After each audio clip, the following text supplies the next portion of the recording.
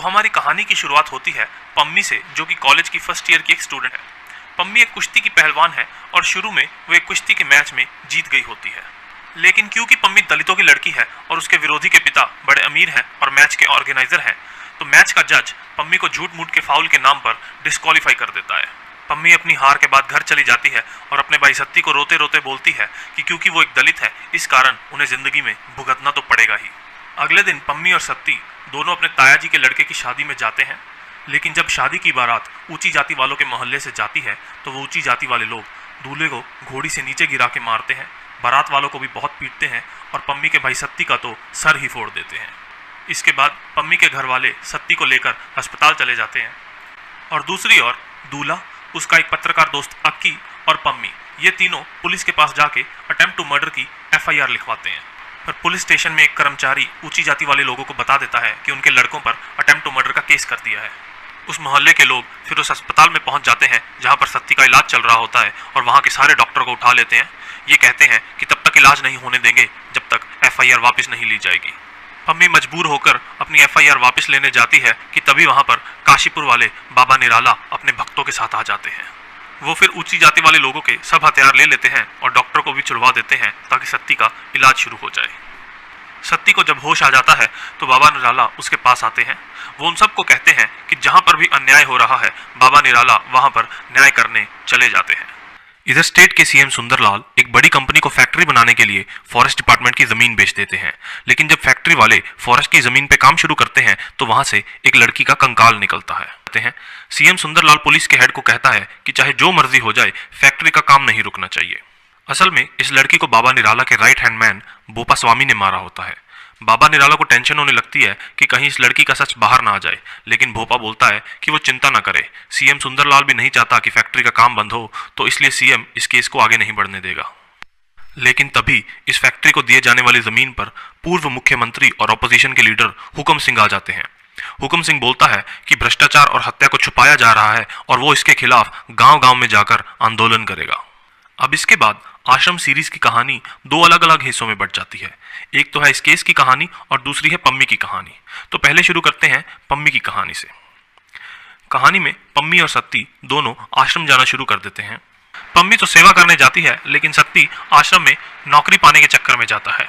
तो फिर पम्मी और सत्ती अपने माता पिता के साथ एक दिन बाबा निराला से मिलते हैं। बाबा जी उन्हें कहते हैं कि पम्मी अगर चाहे तो आश्रम के हॉस्टल में रह के आश्रम के कॉलेज में फ्री में पढ़ सकती है और अपनी पहलवानी की प्रैक्टिस भी कर सकती है। लेकिन सत्ती को बाबा निराला बोलते हैं कि पम्मी तो आश्रम का भला करने के लिए आई थी, इसलिए आश्रम में उसे रहने दिया गया है। सत्ती ने तो आश्रम के लिए कुछ नहीं किया, तो उसे सेवादार की नौकरी क्यों दी जाए।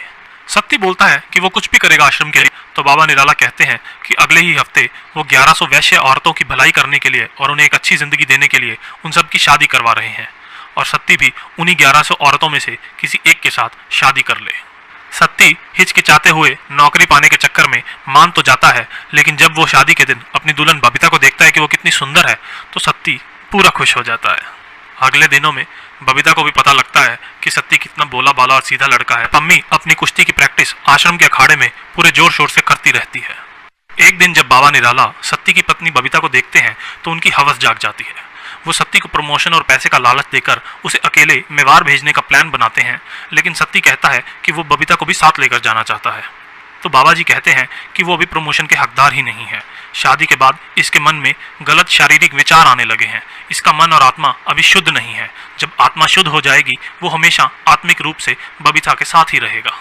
सत्ती पूछता है कि आत्मा कैसे शुद्ध होगी, तो बाबा जी बोलते हैं कि शुद्धिकरण करवाने से आत्मा शुद्ध हो जाएगी। सत्ती बोलता है कि उसे भी शुद्धिकरण करवाना है। तो बाबा निराला उसे नशे वाला प्रसाद खिलाकर पहले तो उसे दूध से नहलाते हैं और फिर उसे अस्पताल ले जाकर बेहोश करके शुद्धिकरण के नाम पे उसका लिंग काट के उसे नपुंसक बना देते हैं। अगली सुबह जब सत्ती को होश आता है तो वो बहुत रोता है, लेकिन बाबा जी उसे बहकाते हैं कि एक समय था जब उनके मन में भी सत्ती की तरह गलत शारीरिक विचार आते थे, पर उन्होंने भी अपनी मर्जी से अपना खुद शुद्धिकरण करवाया और उसके बाद अब देखो उनकी आत्मा कितनी शुद्ध है। ये सुनकर सत्ती हैरान रह जाता है और वो बाबा जी को बोलता है कि उसे माफ कर दो, क्योंकि उसने बाबा जी के बारे में बहुत गलत वलत सोचा। जब बबीता को इसके बारे में पता चलता है तो वो पूछती है कि अब उन दोनों के बच्चे कैसे होंगे। बबीता को बड़ा गुस्सा आता है और वो बोलती है कि ये बाबा एक नंबर का ढोंगी है, कोई सामूहिक विवाह नहीं करवाया, बल्कि वो बबीता और उसके साथ की लड़कियों को जेल में से लेकर आया था और उन सबको धमकी दी थी कि अगर शादी ना करवाई तो फिर से जेल में डाल देगा। वो कहती है कि ये बाबा सबका ऐसे चूतिया काटता है, तो इस बात पे सत्ती बबीता के थप्पड़ मारता है और बोलता है कि वो बाबा जी के बारे में एक शब्द भी गलत नहीं सुनेगा, और ये कह के चला जाता है। अगले दिन फिर बाबा जी आश्रम में सबके सामने सत्ती को कमांडर बनाते हैं और उसे मेवाड़ के लिए रवाना कर देते हैं। रात को फिर बबीता को बुलाने बाबा जी के आदमी आते हैं। बाबा जी फिर बबीता को नशे वाले लड्डू खिलाकर उसका बलात्कार कर देते हैं। अगली सुबह बबीता बहुत रोती है। पम्मी उसे उठाने आती है तो वो देखती है कि बबीता ठीक नहीं है। बबीता उसे बोलती है कि उसे बस बुखार हुआ है और सत्ती के मेवाड़ जाने से उसे बस अकेलापन लग रहा है। बबीता का यह दुख वहां पे एक और सेवादारनी कविता भी देखती है। काफी देर सोचने के बाद बबीता कोई प्लान बनाती है। वो कहती है कि वो खुद बाबा जी से अपनी मर्जी से मिलना चाहती है। बाबा जी के कमरे में फिर बबीता कहती है कि उसे फिर से बाबा जी का आशीर्वाद चाहिए, लेकिन इस बार वो लड्डू खाने से इनकार कर देती है और कहती है कि वो होश में ही रहेगी और बाबा जी के साथ रहेगी, और वो दोनों एक साथ रात बिताते हैं। अगले दिन फिर आरती के समय बाबा निराला साध्वी माता को कहते हैं कि आरती करने का कर्तव्य सब सेवादारनियों को मिलना चाहिए, और वो साध्वी माता की जगह बबीता को कहते हैं कि अब वो आरती करेगी। अब आते हैं उस कंकाल की कहानी पर। उस कंकाल के निकलने के बाद पुलिस को ऊपर से ऑर्डर आते हैं कि इस केस को दबा दिया जाए। इस कंकाल का केस पुलिस एएसआई उजागर सिंह को दिया जाता है, जो अपने पक्के दोस्त और जूनियर साधु शर्मा के साथ मिलकर उस केस को प्रेस में आने से रोकता है। पर जब उजागर उस कंकाल की पोस्टमार्टम रिपोर्ट निकलवाने जाता है तो वो वहां की डॉक्टर नताशा से मिलता है, जिसपे उसका दिल आ जाता है।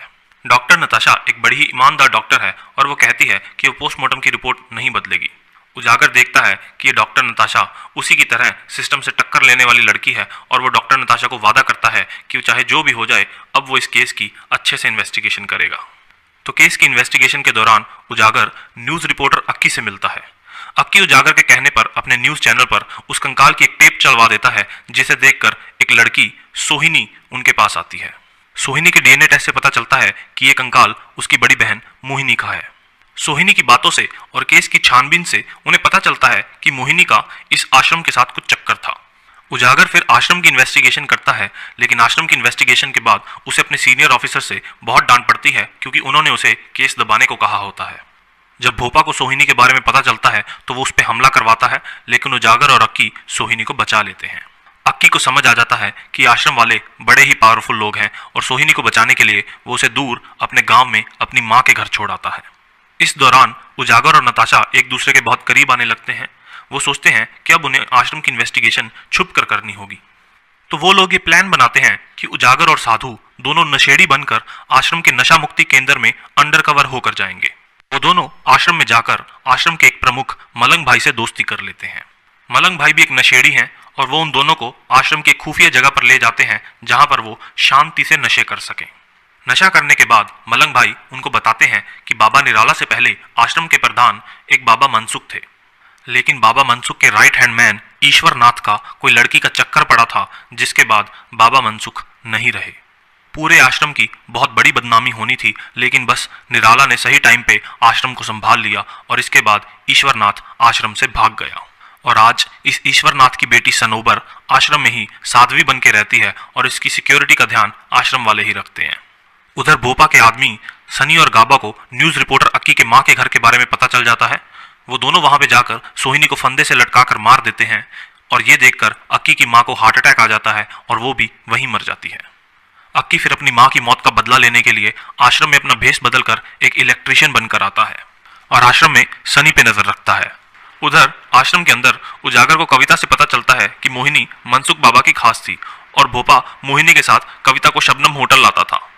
और फिर बाबा मनसुख के मरने के बाद जब निराला को गद्दी मिली तो उसके बाद एक दिन मोहिनी गायब हो गई। एक रात को उजागर आश्रम के मलंग भाई के साथ नशे करने फिर से उस खुफिया जगह पर जाता है। उस जगह पर गार्ड के पीछे एक सुरक्षित दरवाजा होता है। उजागर ये जानना चाहता होता है कि उस दरवाजे के पीछे है क्या, तो इसलिए वो नशे में कुछ और दवाई से मिला देता है, जिसके कश मारने पर मलंग भाई सो जाते हैं। वो फिर इस दरवाजे के गार्ड को भी पूछता है कि क्या वो नशे के कश मारना चाहता है या नहीं, तो फिर गार्ड भी नशा करता है और वो भी सो जाता है, और उजागर उस दरवाजे के अंदर चला जाता है। जब आश्रम का आदमी सनी उसी रास्ते से जा रहा होता है तो वो देखता है कि उस गुप्त कमरे के बाहर का गार्ड सो रहा है। सनी उस दरवाजे के अंदर जाता है तो वो देखता है कि वहां पर उजागर भी है। दोनों के बीच में लड़ाई हो जाती है, लेकिन अक्की भी सनी का पीछा करते करते वहां पे आ जाता है और वो सनी को मार देता है। उजागर फिर उस कमरे के अंदर एक वॉल्ट में जाता है और वहां पर बहुत सारी फाइलों की फोटो खींच लेता है। इसके बाद उजागर और साधु आश्रम से बाहर आ जाते हैं। खींची हुई फाइलों की फोटो की जांचबीन से उन्हें पता चलता है कि आश्रम की सारी जमीन ईश्वरनाथ के नाम है और जब निराला को गद्दी मिल रही थी तो सिर्फ ईश्वरनाथ ही निराला के खिलाफ था। वो इन सारे सबूतों की एक फाइल बनाते हैं और उस फाइल को अपने एक सीनियर पुलिस ऑफिसर जो कि उजागर के कॉलेज का टाइम का दोस्त है उसे दे देते हैं। लेकिन उसका ये दोस्त बाबा पे केस करने की बजाय वो फाइल सीएम सुंदरलाल को दे देता है और बदले में अपना काफी सालों से अटका हुआ ट्रांसफर करवा लेता है। तो ये तो थी उस केस की कहानी। अब आते हैं पम्मी और सत्ती की कहानी पे। इधर पम्मी अपनी प्रैक्टिस पूरे जोर शोर से करती है। कंपटीशन के दिन पम्मी भागते भागते पहले सुबह बाबा निराला का आशीर्वाद लेती है और उन्हें कहती है कि कंपटीशन में पम्मी को देखने जरूर आए। जब कंपटीशन स्टार्ट होता है तो बाबा निराला भी वहां पर पम्मी को देखने आते हैं और पम्मी अपने विरोधी रेनू को पटक के मारती है और कंपटीशन जीत जाती है। अनाउंसर फिर पम्मी को विजेता घोषित करता है। अनाउंसर स्टेज पे बोलता है कि किसी जमाने में बाबा निराला भी कुश्ती के चैंपियन रहे हैं और निवेदन करता है कि बाबा निराला और पम्मी दोनों सबके सामने एक छोटा सा कुश्ती का मैच करें। पम्मी फिर खुशी से बाबा निराला को कहती है कि चलो एक छोटा सा मैच करें। तो वो दोनों कुश्ती करते हैं। कुश्ती करते करते पम्मी बाबा निराला को हरा तो देती है, लेकिन पम्मी के साथ कुश्ती करके बाबा निराला की हवस अब फिर से जाग उठती है और वो पम्मी को गलत नजर से देखने लगते हैं। फिर अगले दिन निराला साध्वी माता को कह के पम्मी की खीर में ड्रग्स डलवा देता है और फिर रात को उसको बेहोशी की हालत में उठवा के उसका भी बलात्कार कर देता है। सुबह को जब पम्मी उठती है तो उसे इतना समझ आ जाता है कि उसके साथ कुछ गलत हुआ है। वो अपनी भाभी बबीता को बोलती है कि उसे लगता है कि किसी ने उसका बलात्कार किया है, पर उसे नहीं पता कि किसने किया है और ये कह के रोने लगती है। बबीता उसे कुछ नहीं बताती पर उसे चुप करवाने लगती है। पम्मी फिर बाबा निराला से मिलती है और उन्हें बोलती है कि आश्रम में किसी ने उसके साथ बलात्कार किया है, पर उसे नहीं पता किसने किया है। निराला बोलता है कि वो भोपा को कह के इसके बारे में छानबीन करवाएगा और पम्मी को कहता है कि अपना मूड सही करने के लिए वो बाबा जी के साथ सत्संग में चले। लेकिन सत्संग के बाद बाबा निराला फिर से पम्मी को नशे वाला लड्डू खिलाता है और फिर से उसका बलात्कार करता है। इसके बाद पम्मी और कमजोर पड़ जाती है। उसे अभी भी समझ नहीं आ रहा कि उसके साथ ये सब कौन कर रहा है, लेकिन उसके साथ की एक सेवादारनी कविता से उसका दुख देखा नहीं जाता और वो पम्मी को सब कुछ बता देती है। पम्मी उसकी बातों पे यकीन नहीं करती, लेकिन कविता कहती है कि एक बार खुली आंखों से सच का सामना करके देखे। तो अगले दिन पम्मी अपनी खीर नहीं खाती और रात को जब बाबा के लोग उसे लेने आते हैं तो वो बेहोशी की एक्टिंग करती है। जब बाबा फिर से उसका बलात्कार करने की कोशिश करते हैं तो वो तब अपनी आंखें खोल लेती है और बाबा से लड़ के चली जाती है। वो आश्रम से भागती है, लेकिन भोपा उसे पकड़ लेता है और वो लोग पम्मी को आश्रम की जेल में डाल देते हैं। इधर न्यूज रिपोर्टर अक्की, जो कि आश्रम में इलेक्ट्रिशियन के बेस में घूम रहा होता है, उसे पता लग जाता है कि आश्रम वालों ने पम्मी को जेल में डाल रखा है। वो पम्मी के माँ बाप को जाके सब कुछ बता देता है, लेकिन वो लोग अक्की की बातों पर यकीन नहीं करते, पर उन्हें भी शक हो जाता है कि कुछ तो गलत है। तो फिर पम्मी के पिता पम्मी से मिलने के लिए आश्रम आते हैं, लेकिन आश्रम वाले उनका ट्रक से एक्सीडेंट करवा देते हैं। आश्रम वाले फिर पम्मी के पिता को आश्रम के ही अस्पताल में ले आते हैं। वो सत्ती को भी वहीं बुला लेते हैं। बबीता फिर भोपा से जाके मिलती है और उससे बेनती करती है कि पम्मी को भी अपने बाप से मिलने दे। बबीता फिर पम्मी को तैयार करती है और तैयार करके उसे आश्रम के अस्पताल में ले आती है। अस्पताल में बाबा निराला भी आ जाते हैं। पम्मी को समझ आ जाता है कि उसका भाई सत्ती अभी बाबा निराला के अंधविश्वास में पूरा धुत है और वो सीधे सीधे अभी कुछ नहीं कर सकती। पम्मी बबीता से पूछती है कि बबीता ने उसे कुछ बताया क्यों नहीं, तो बबीता कहती है कि इस बाबा जी ने उसका भी बलात्कार किया है और सत्ती का तो शुद्धिकरण के नाम पे लिंग ही काट के उसे नपुंसक बना दिया है। अक्की को पता चलता है कि पैसे बचाने के लिए ये आश्रम वाले पम्मी के पिता को महंगे इंजेक्शन देने बंद कर रहे हैं, जिससे उसके पिता अब कभी नहीं उठेंगे और सारी उम्र आईसीयू में ही रहेंगे। ये बात वो पम्मी को बता देता है। पम्मी सोचती है कि उसके अंधविश्वास के चक्कर में उसकी सारी फैमिली को कितना भुगतना पड़ रहा है। वो सोचती है कि अब वो बेचारी बन के नहीं रहेगी और वो बाबा निराला को मारने का प्लान तैयार करती है। पम्मी बाबा निराला से मिलती है और कहती है कि उसके स्टेट के कंपटीशन में सिर्फ 3 दिन ही बचे हैं और उससे पहले वो बाबा निराला का आशीर्वाद लेना चाहती है। तो फिर निराला बोलता है कि चलो ठीक है, आ जाना आज रात को। प्लान तो ये होता है कि पम्मी जब बाबा निराला को मार देगी तो अक्की उसे पीछे के गुप्त रास्ते से लेने आ जाएगा, लेकिन अक्की को पीछे के गुप्त रास्ते के जाने से पहले ही रोक दिया जाता है और उनका प्लान पहले ही खराब हो जाता है।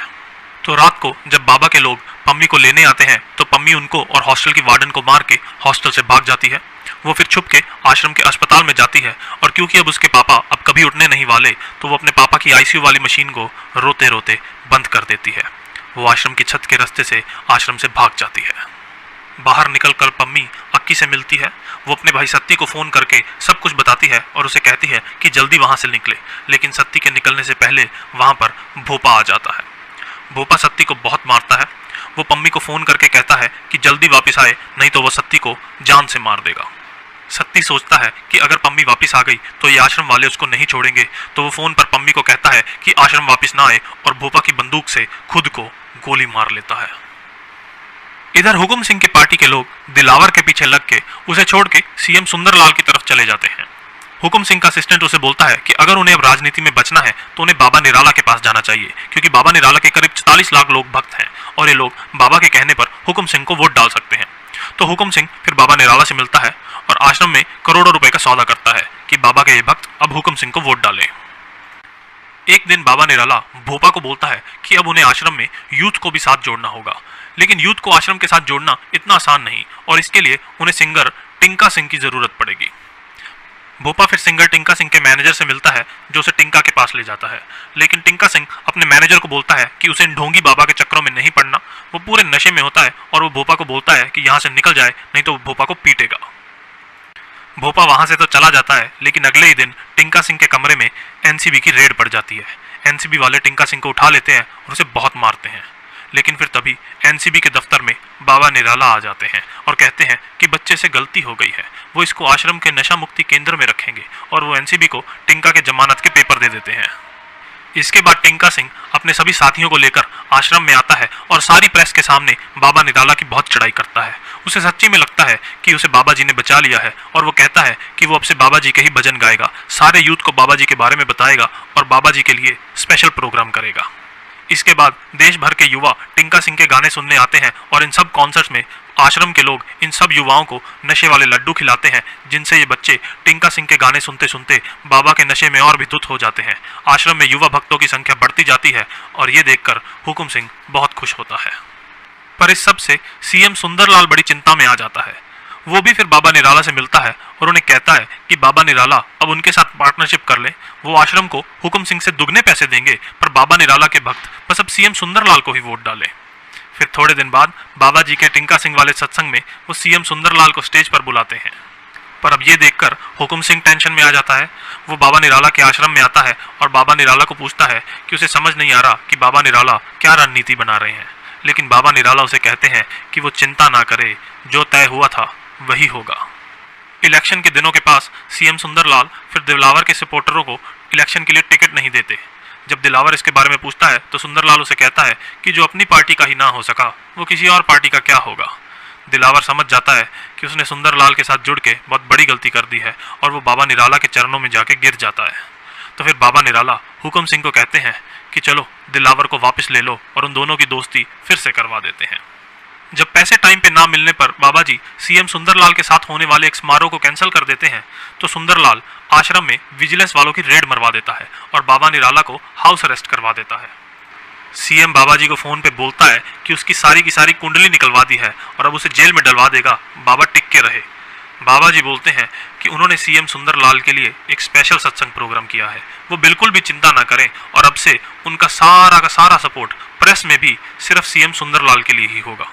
लेकिन इलेक्शन से पिछली रात को बाबा जी अपने सारे प्रमुख सेवादार को आदेश देते हैं कि सारे के सारे भक्त सिर्फ हुकुम सिंह को ही वोट डालें, और अगले दिन जब इलेक्शन के रिजल्ट आते हैं तो देखा जाता है कि हुकुम सिंह ही सीएम बन गया, क्योंकि बाबा जी के सारे भक्तों ने हुकुम सिंह को वोट डाली होती है। हुकुम सिंह सीएम बनने के बाद आश्रम में आता है और बाबा जी के चरणों में कैबिनेट मिनिस्टर की लिस्ट रख देता है कि बाबा जी जिसे चाहें उसे मिनिस्टर बनवाएं। वो तो बस बाबा जी की शरण में आ गया है। अब सीजन के एंड पे बाबा निराला और गवर्नर के सामने हुकुम सिंह सीएम की शपथ लेता है।